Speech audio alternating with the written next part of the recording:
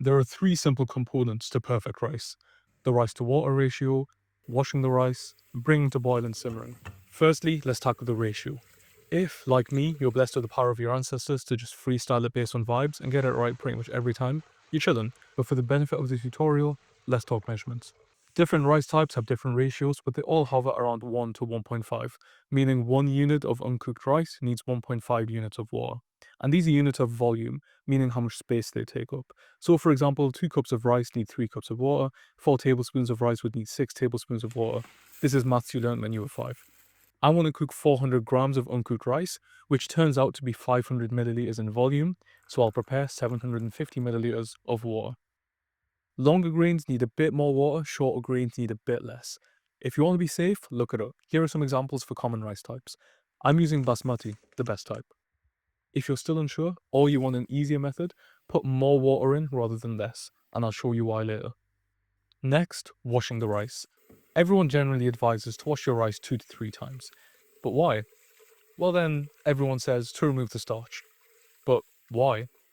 Well, starch absorbs water and acts as a thickener, which is a process called gelatinization. That's why cornstarch or flour is often added to thicken sauces. What this means for your rice is that it'll make it a bit stodgier and stickier, and the grains won't be as separated and consistent.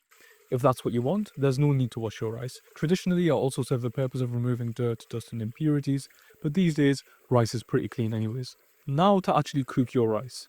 Your starting point should be having your uncooked rice in boiling water. Whether you want to use a kettle or start with cold water heated on the stove, it doesn't matter. Bear in mind, if you boil your water then add your rice, the water temperature will drop, so you'll need to bring it back up to boil. So to save time, you should add your rice first.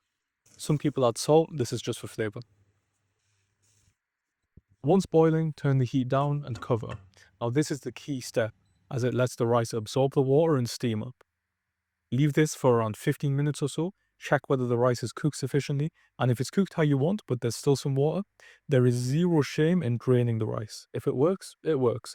This is the easier method I mentioned earlier, where you don't measure out the water exactly, you just watch for when the rice is cooked to your liking, and then you drain. Once you're happy, you could leave it off the heat for a few minutes to steam up, but personally, I don't have the patience, and I find it barely makes a difference. By now, you should have perfectly cooked rice with distinct grains, perfect to pair with a curry, stir fry, fried rice, absolutely anything.